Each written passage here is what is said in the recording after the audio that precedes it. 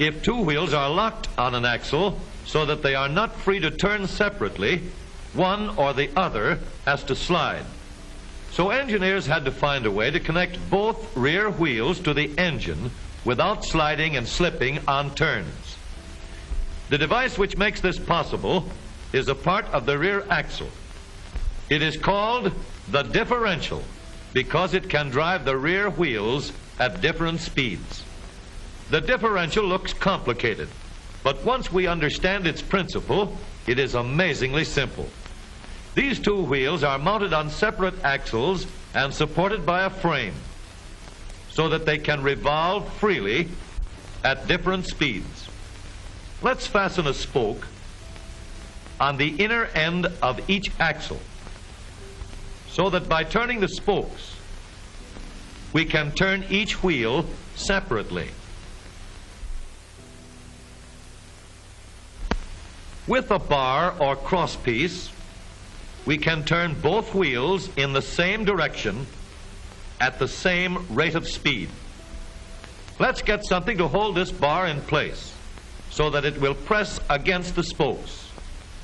Notice that this support is not locked to the axle. It turns freely. Now we can spin the wheels by rotating the support. This is fine as long as both wheels are able to turn at the same speed. But let's see what happens when we go around the corner.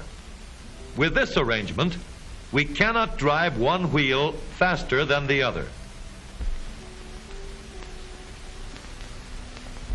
And if we stop one wheel, the other wheel won't budge.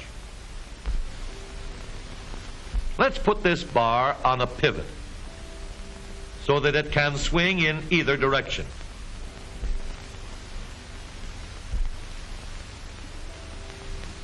Now, the bar can still turn both wheels at the same speed. And because it pivots, it lets one wheel turn even when the other is stopped. But if turned too far, the bar will swing around until it won't drive the spokes that turn either wheel. We need another crossbar and more spokes to carry on the job. When we stop one wheel, the crossbars will continue to push the spokes of the free wheel around. As long as both wheels are free to turn, the bars do not swing on their pivot and the wheels move at the same speed. Now we have the working principles of a differential. To adapt the model for use in an automobile, we will have to make a few changes. In order to reduce the jerky action caused by wide spaces between the spokes, we will put in more spokes. Further filling in the spaces between the spokes gives steadier, more continuous action, and changing the shape gives firm, constant contact.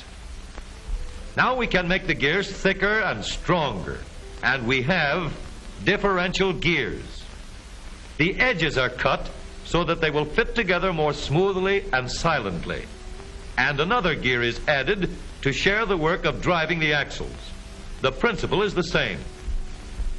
In order to turn the support and drive the wheels, we can fasten a large gear here, connected by a smaller gear to a source of power.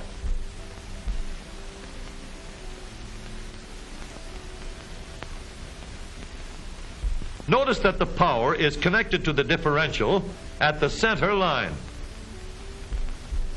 We can make our model more compact by moving the gears closer together. When we put our differential in an automobile, we have to leave room for the drive shaft, which carries the power from the engine. We may build the floor of the car above the drive shaft. But if we do, we won't have much room inside unless we make the top of the car high too. Of course, we could lower the floor and ceiling, but the drive shaft would be higher than the floor. This would have disadvantages. A shaft in the middle of the floor of an automobile would be inconvenient for passengers and would be awkward for carrying luggage. Today, engineers have found a way to make the car roomier and closer to the road without a clumsy shaft above the floor. The drive shaft from the engine to the differential is lowered out of the way, and the drive shaft is connected to the rear axle at the bottom. The new low center drive makes the rear axle quieter, stronger, and more durable because it gives better, smoother contact between the gears.